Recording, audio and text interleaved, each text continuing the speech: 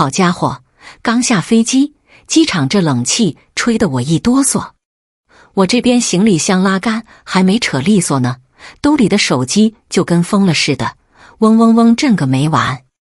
我拿起来一瞅，屏幕上全是未接来电，密密麻麻的，你猜多少个？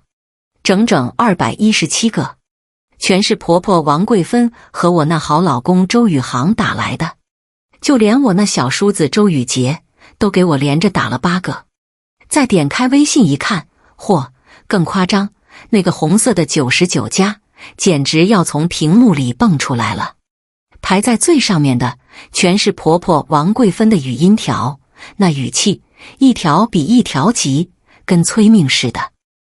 我手指头划拉着屏幕，上个礼拜在酒店包间里的那一幕突然就从脑子里冒了出来，比机场这大灯泡子还晃眼。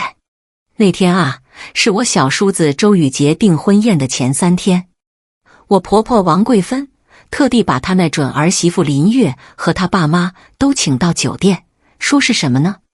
说是提前熟悉一下家里人。结果呢，我屁股刚挨着凳子，还没来得及跟林月打个招呼呢，我那好婆婆王桂芬就端着个茶杯凑了过来，声音不大不小，但那劲儿正好够一整桌子人都听得清清楚楚。她说什么？她说：哎呀，沁月啊，你看看你这1个月不是感冒就是过敏的，老生病。说好听点吧，是你体质弱；说难听点，你这就是不吉利，懂吗？宇杰这个订婚宴可是大事，可不能让你这么个不吉利的人给冲了喜气。所以啊，到时候你就别去了，离我们家远点，省得晦气。我那准弟媳林月手里的筷子当时就停了一下，眼神悄悄往我这边瞟。他妈更直接，眉头一皱，端着碗一句话没说。我老公周宇航就坐我边上，在桌子底下偷偷拉我衣服角，嘴巴动了动想说点啥，结果被王桂芬一个眼刀子给瞪回去了。我看着王桂芬脸上那副理直气壮我是为了你好的表情，突然就觉得特可笑。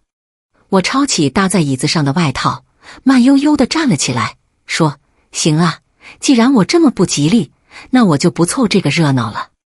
我转身往外走，身后还飘来王桂芬跟林月他妈的解释声：哎呀，你别介意啊，她就是身子骨弱，我也是怕影响宇杰的婚事嘛。我头都没回，走到酒店大门口就给我助理小苏打了个电话，声音那叫一个平静，一点火气都没有。苏助，把我名下那张卡，就是给周家日常开销那张副卡，给我停了。对，立刻马上。特别是之前给周宇杰订婚宴付定金的那个权限，全给我掐了。还有，顺便帮我订一张明天飞马尔代夫的机票，最好是直飞的。酒店就选咱们之前看上的那个私人度假村。苏助在电话那头办事特利索，回我：好的，徐总。副卡现在就办，机票酒店半小时内发您邮箱。不过他又问，那张副卡上周不是刚打了20万，给周宇杰买订婚戒指吗？现在停了，会不会有麻烦？我靠在酒店门口的大柱子上，看着来来往往的车，说：没问题，卡是我自己的，以前给他们用，是情分。现在人家都嫌我不吉利了，那自然也用不着我的卡了，对吧？电话挂了不到半小时，苏助就把机票信息发过来了。第2天早上9点的飞机。我回家麻利地收拾了个小行李箱。我老公周宇航回来的时候，箱子已经立在门口了。他看着门口的箱子，整个人都愣住了，问我：你这是要去哪？妈白天说的话你别往心里去，我回头好好跟他说。我直接打断他，我说：不用了，我出去度个假，等你们家订婚宴办完了再说。他还想再劝，我理都懒得理，直接把卧室门给关上了。第2天早上我走的时候，周宇航还在床上睡得跟猪一样，我也没叫他，自己拖着箱子就去了机场。飞机一起飞，苏柱就发来消息，说副卡已经彻底停了，所有关联的大额支付一个都别想过。我这才踏踏实实地关了手机。现在我看着手机上这些未接来电，还有王桂芬最新发来的那条语音，点开一听，好家伙，那嗓子都快喊劈叉了。许沁月，你赶紧给我接电话，宇杰订婚宴那500万的定金付不了了，你把卡停了是几个意思？你赶紧给我把卡打开。我听完，手指头刷刷几下，直接把王桂芬、周宇航、周宇杰这3个人的号全拉黑了，顺手连林月的微信也给删了。毕竟啊，我这么个不吉利的人，还是离他们远点比较好。我拉着行李箱往机场出口走，外面的太阳照进来，暖洋洋的，舒服。苏柱发消息说，度假村接我们的车已经在外面等着了。我回了个知道了，就把手机调成静音，塞进了包里。至于周家那500万定金怎么付，呵呵，关我屁事。马尔代夫的太阳晒得人懒洋洋的，我刚在沙滩躺椅上把防晒霜抹匀，苏柱的消息就弹了出来。下面跟着他的文字说，王桂芬今天早上带着周宇航去酒店付那500万定金，刷您那张副卡，连着刷了3次，次次都显示账户权限有问题。他现在正在酒店大堂里撒泼打滚呢，非要找经理给个说法。我指尖在屏幕上敲了几个字，回了句知道了，让他们闹去。然后就把手机往旁边小桌上一扔，自个儿跑去海边踩水玩了。海水刚漫过我脚脖子，苏柱的语音又来了。我点开一听，是他压着嗓子的声音。徐总，周宇航刚才又给您打了10几个电话，全被系统拦截了。他还换了个陌生号码打给我，问您在哪，能不能把卡解开。我就按您说的，跟他说我不知道您的行程，也没权限动您的卡。等我傍晚玩够了回房间，苏柱的消息已经堆成山了。最新一条是半小时前发的，说林月他妈直接打电话给王桂芬了。我找人偷听了几句，林月他妈说，当初说的好好的，订婚宴定金今天付，现在付不了了，你们周家是不是存心骗我们家月月啊？要是明天中午之前这钱还到不了账，这婚就别定了，我们家月月也不嫁了。我点开苏柱发来的录音，里面果然是林月他妈那间的刺耳的声音，还有王桂芬在那儿慌里慌张的解释。亲家母你可别生气啊，是卡出了点小问题，明天肯定能解决，你再等等。后面的话乱七八糟的听不清了，但光听这动静都能想到王桂芬有多狼狈。苏柱还说，王桂芬挂了电话，就在酒店停车场跟周宇航吵起来了。周宇航说，早知道这样，当初就不该让你把沁月气走，现在好了吧，卡用不了了。王桂芬当场就炸了，指着周宇航的鼻子就骂，你还有脸说？要不是你没本事，管不住自己老婆，他能说停卡就停卡。现在宇杰的婚事要是黄了，全都是你的错。这话正好被赶过来的周宇杰听见了，他本来是来问定金的事儿，一听这话也急了。妈，这事怎么能怪我哥？当初是你自己说沁月姐不吉利，不让她参加订婚宴的。现在卡用不了了，你倒怪起我哥来了。要是林月真跟我吹了，我可怎么办啊？王桂芬被周宇杰对的一句话也说不出来，只能在那儿使劲跺脚。我这不都是为了你好吗？谁知道许沁月那个女人那么小气，不就说她一句吗？至于把卡停了，早知道她这么记仇，当初我就不该让她管家里的钱。周宇航在旁边叹了口气，说，妈，家里的钱本来就是沁月的婚前财产，她愿意拿出来给宇杰办订婚宴是情分，现在她不愿意了，咱们一点办法都没有。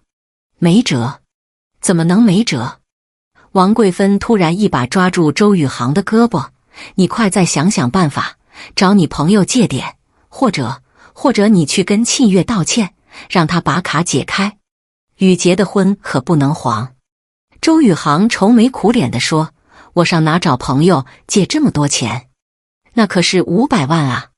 再说庆月现在电话都不接我的，我去哪儿找他道歉？”3个人就在停车场吵到了天黑，最后也没吵出个所以然来，只能先回家了。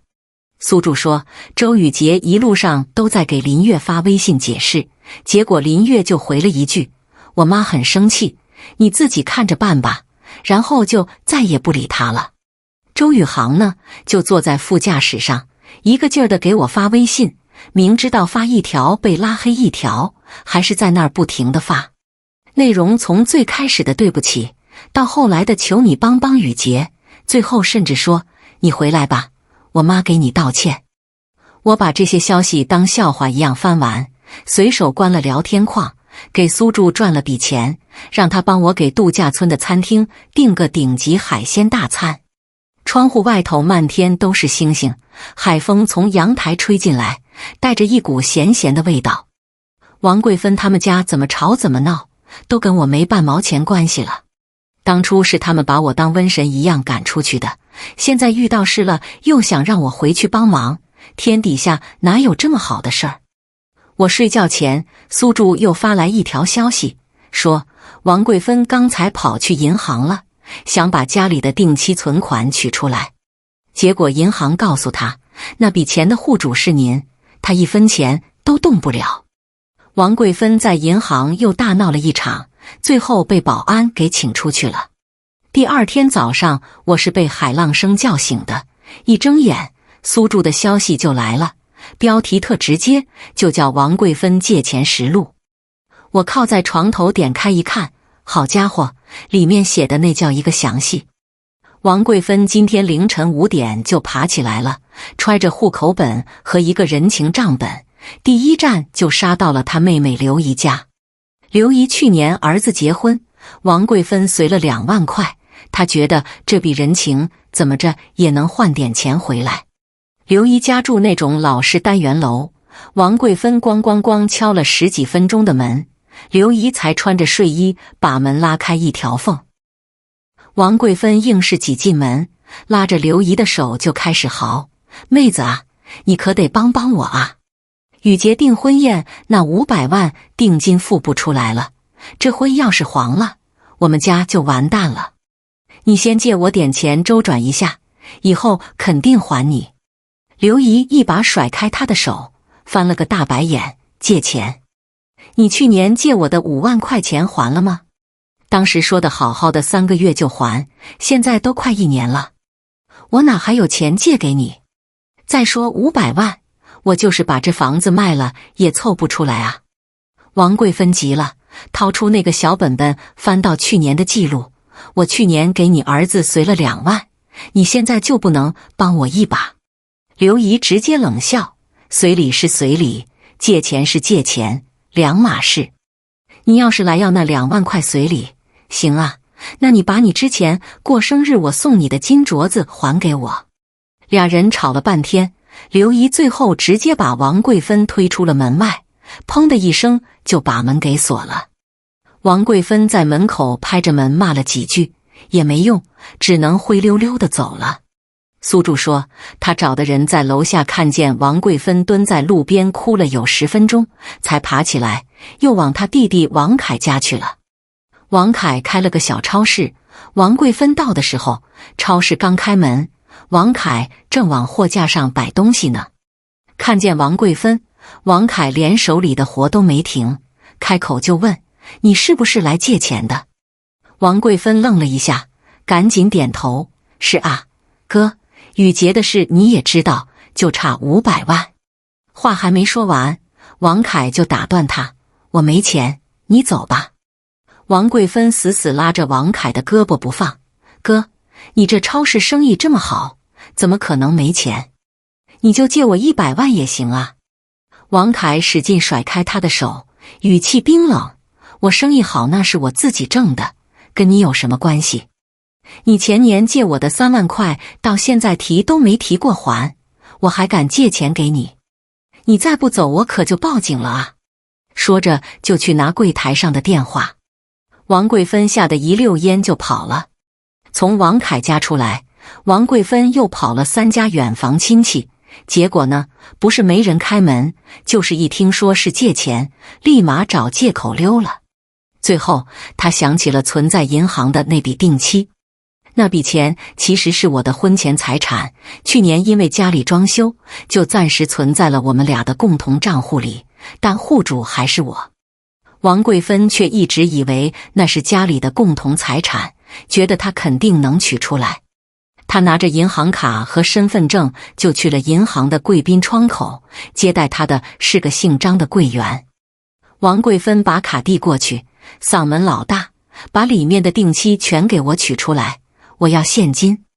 那个姓张的柜员刷了卡，盯着屏幕看了一眼，然后抬头对她说：女士，这张卡的户主是许沁月女士，这笔存款是她的婚前财产，您没有权限支取，必须本人来才行。王桂芬当场就炸了，拍着柜台就喊：这是我们家的钱，我怎么就不能取了？你们银行是不是搞错了？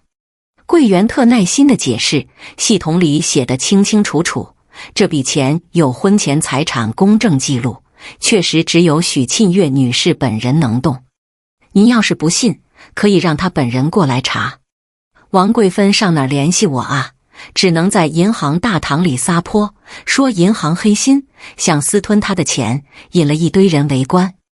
大堂经理过来劝也没用，王桂芬根本不听，最后保安过来说再闹就报警了，她才骂骂咧咧地走了。苏柱的消息里还附了一小段银行的监控视频。我点开一看，王桂芬一个人坐在银行大堂的椅子上，2只手捂着脸哭，头发乱得跟鸡窝一样，哪还有半点之前在酒店包间里那嚣张跋扈的样。没过多久，周宇杰也赶到了，看见王桂芬那副鬼样子，开口第一句就是：你早知道那笔钱是沁月姐的婚前财产，你还敢把她赶走？现在好了，钱借不到，存款也取不出来。林月刚才跟我说了，要是明天还付不了定金，就跟我彻底分手。王桂芬抬起头，2眼通红，突然就跟周宇杰吵了起来。我怎么知道他心那么狠？不就是说了他一句不吉利吗？至于把卡停了，钱也不让取吗？你还好意思说我？你自己要是有本事，能让林月家催着要定金吗？周宇杰也上火了，我要是有本事，还用得着你？当初是你非要办这么豪华的订婚宴，说要跟林家比排场，现在付不起钱了，倒怪起我来了。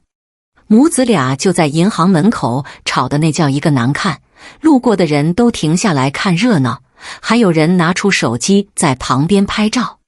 周宇航后来也赶过来想劝架，结果被王桂芬和周宇杰俩人指着鼻子一起骂，都是你没用，连自己老婆都管不住。周宇航只能站在旁边一个劲儿的叹气，最后好说歹说才把这俩人给拉走了。我把这些消息一条条看完，起身去度假村的餐厅吃早饭。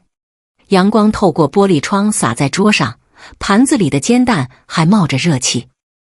他总觉得我是个软柿子，想怎么捏就怎么捏，却忘了我的钱从来都不是大风刮来的，给不给全看我心情。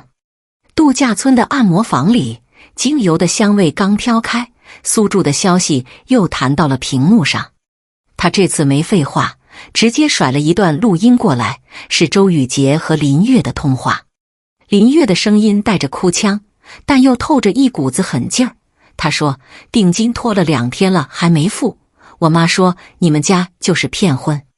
当初说的好好的500万定金，订最好的酒店，现在连钱都拿不出来，这婚我不定了。周宇杰的声音急得都发抖了，月月你别生气，你再等等，我妈肯定能想到办法的。咱们都谈了3年了，不能因为这点钱就散了啊。林月一点没松口，等，我已经等了2天了。我妈已经在给我联系别的相亲对象了。你要是明天还付不了定金，咱们就彻底拉倒。说完，电话就咔嗒一声挂了。苏柱紧跟着发来文字补充，说林月挂了电话，就把周宇杰的朋友圈给屏蔽了。周宇杰现在正蹲在林月家楼下呢，说要等他出来当面解释。我划拉着屏幕，示意技师继续按我的肩膀，压根没当回事。当初王桂芬嫌我不吉利的时候，怎么就没想想周宇杰的婚事会受影响呢？没过半小时，苏柱又发来新消息，这次是现场偷拍的照片。照片里，周宇杰穿着一件皱巴巴的衬衫，蹲在小区的花坛边上，手里还攥着一束已经蔫了的玫瑰花。他那辆2手破车就停在旁边。照片下面还附了一段文字，说林月没下楼，倒是他妈下来了。直接跟周宇杰说，我们家月月不是没人要，给你们家最后3天时间，要么定金到账，要么就别再来死缠烂打。订婚宴那个场地，我们已经联系别人准备退了。我都能想象出周宇杰当时那怂样，估计是低着头，连一句反驳的话都不敢说。苏柱说，林月他妈说完就扭头进了单元楼，周宇杰想跟上去，结果被小区的保安给拦住了，最后只能灰溜溜地开着他的破车回家了。他一到家，王桂芬就跟门神似的堵在门口，不等他喘口气就问，那边怎么说？定金的事有谱了吗？周宇杰气得把那束破玫瑰往地上一扔，没好气地说，还能怎么说？他妈给了3天期限，付不了定金就取消订婚。王桂芬的嗓门一下子就高了8度，取消？那怎么行？你再去求他啊，就说我们下个礼拜肯定能凑到钱。周宇杰站在那儿一动不动，反而瞪着王桂芬，求？我拿什么求？现在连许沁月的面都见不着，卡也用不了，亲戚朋友一个子儿都不借，我拿头去求啊？当初要不是你非要把他赶走，能有现在这些破事吗？王桂芬被噎得半天说不出话，转头就冲着周宇航喊，宇航，你老婆闹成这样，你还不赶紧去他公司找他那个助理？那个苏柱不是跟他最熟吗？你让苏柱给他带话，就说我们认怂了，让他把卡解开。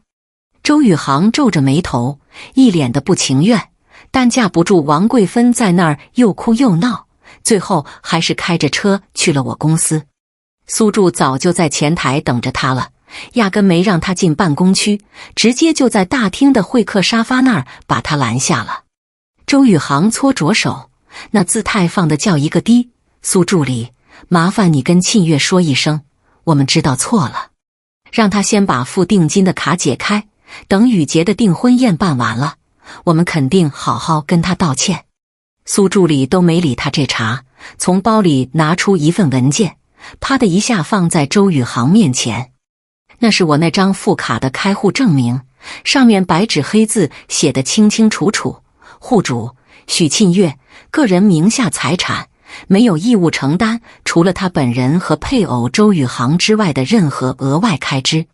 周先生，苏柱的语气淡淡的，徐总早就说过，这张卡是给您日常家用的，您弟弟的订婚宴可不属于家用范畴，他没有义务支付。而且徐总现在正在国外度假，行程保密，我也联系不上他。周宇航拿起那份文件看了半天，手指头捏的指边都皱了。可宇杰的婚事不能黄啊！苏助理，你再想想办法，哪怕让我跟沁月通个电话也行啊。他说着说着就想往办公区里闯，结果被前台给拦住了。苏柱也站了起来，说，周先生，您要是再这么纠缠下去，我只能叫保安了。周宇航在大厅里僵持了半个多小时，最后还是被赶来的保安给请了出去。苏柱还拍了一小段他离开的视频，视频里周宇航低着头，沿着公司大楼的墙根走，那背影看着要多落魄有多落魄。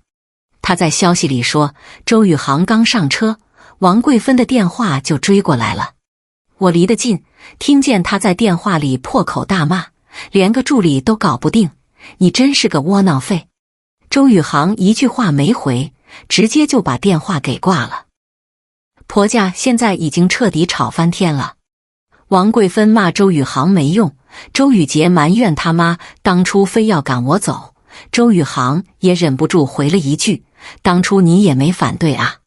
三个人现在正在客厅里摔东西呢，周家的老头子吓得躲在房间里，根本不敢出来。我挖了一大口慕斯，满嘴都是甜味。王桂芬大概做梦也想不到，她当初一句不吉利，能把家里闹成现在这个鸡飞狗跳的样子。周宇杰的婚事，周宇航的难堪，这不都是他们自己选的吗？当初把我推开的时候有多绝情，现在就该有多狼狈。至于那所谓的3天期限，我倒真想看看他们还能折腾出什么花样来。度假村的海边咖啡馆里，我刚接过服务员递来的冰美式，苏柱的视频电话就打了过来，够及时的。接通以后，屏幕里出现的居然是我爸妈家小区的单元楼门。王桂芬正用手咣咣地拍着防盗门，那声音隔着手机听筒都觉得刺耳朵。许沁月，你给我滚出来！藏着家里的钱不付定金，想毁了我儿子的订婚宴，你安的什么心？苏柱把声音压得特低，说：许总，我刚到叔叔阿姨小区就看见他在这儿闹，已经闹了10几分钟了，邻居都围过来看热闹了。我慢悠悠地喝了口冰美式，让他把镜头拉近点。只见王桂芬穿着件花里胡哨的衬衫，头发乱得跟草窝似的，手里还攥着一张皱巴巴的纸，看着像是之前的婚宴订金单。他一边拍门一边嚎：李建国，你老婆，你们都出来给我评评理！你们女儿拿着我们家的钱跑出去逍遥快活，不管我儿子的死活，这叫什么事啊？没过几秒，门开了，是我爸。他穿着一身灰色的家居服，手里还拿着个文件夹，脸上一点表情都没有。王桂芬，你大清早的跑来我家闹什么？影响到邻居休息了。王桂芬一看门开了，立马就想往里挤，结果被我爸一把给拦住了。有话就在门口说，我们家不欢迎你这种闹事的人。说就说。王桂芬把手里的定金单往我爸面前一杵，你看看，你女儿把卡停了，500万定金付不了，我儿子宇杰的婚事都要黄了。那钱是我们家的共同财产，他凭什么一个人藏起来？我爸翻开手里的文件夹，从里面抽出一份公证书，直接在他面前摊开。你看清楚了，这是沁月的婚前财产公证，上面白纸黑字写得明明白白，他名下所有的存款、银行卡，全都是他结婚前的个人财产，跟你们周家没有半毛钱关系。他愿意给你们用是情分，不愿意给是本分，你没资格跑到这儿来要。王桂芬死死地盯着那份公证书，眼睛都直了，嘴里还不停地念叨，不可能，那钱明明存在共同账户里，怎么会是他的婚前财产？我爸收回公证书，说账户是共同用，但户主是沁月，钱的归属从来就没变过。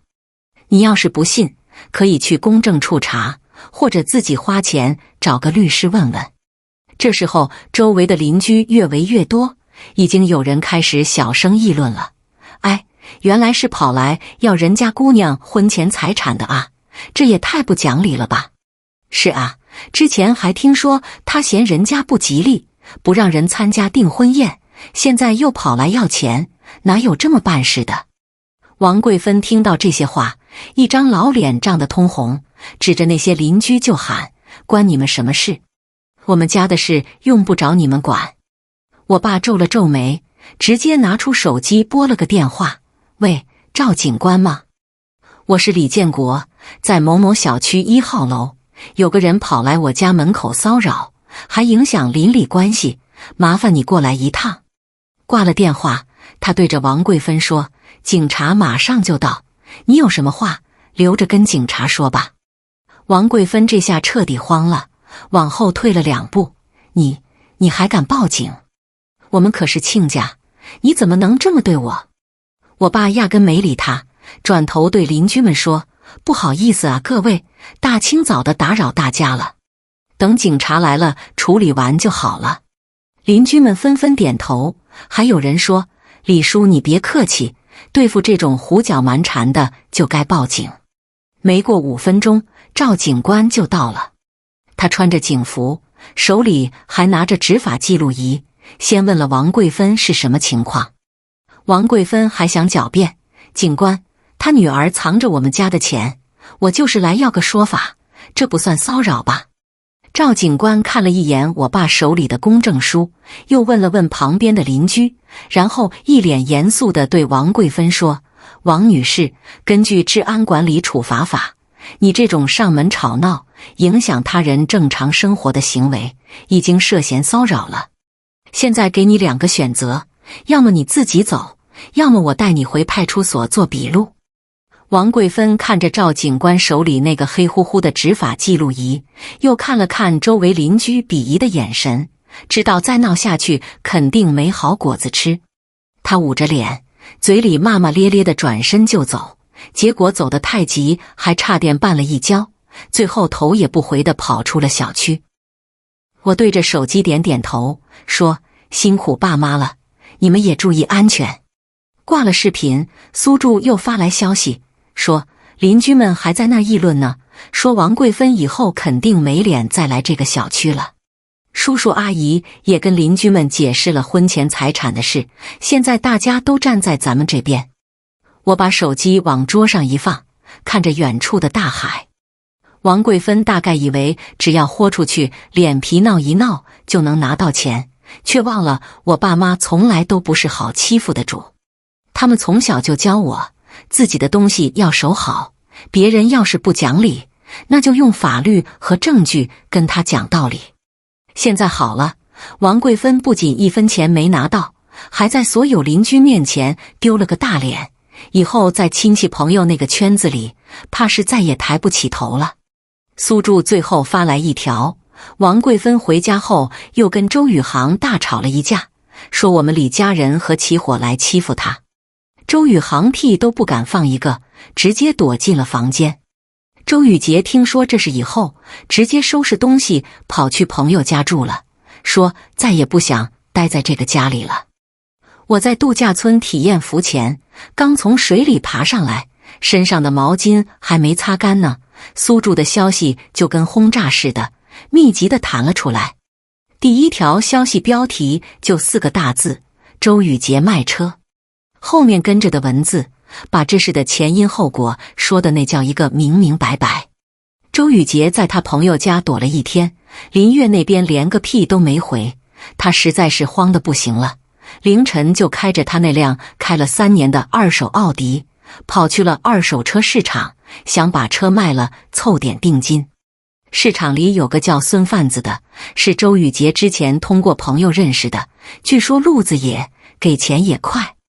那个孙贩子围着车转了2圈，敲了敲车门，说：“你这车况还行，就是漆面有点小刮痕，最多给你18万。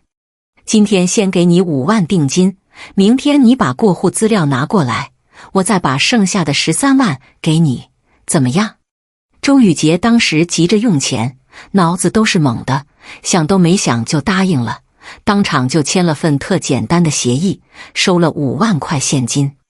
孙贩子说要先把车开走去做个检测，让周宇杰第2天带齐资料来拿尾款。周宇杰也没怀疑，眼睁睁看着孙贩子把车开走，心里还觉得这下总算有希望了。结果呢，等到第2天早上，周宇杰带着一大堆过户资料跑去市场找那个孙贩子，却发现人家的摊位早就空了，之前留的电话也成了空号。他抓着旁边的商户一问，人家才告诉他：“小伙子，你被骗了。那个孙贩子是个老骗子，专骗你们这种急着卖车的人，收了定金就把车开到外地卖了。你赶紧报警吧。”苏柱还给我发来了周宇杰在市场里的照片，他就那么孤零零地蹲在那个空荡荡的摊位前面。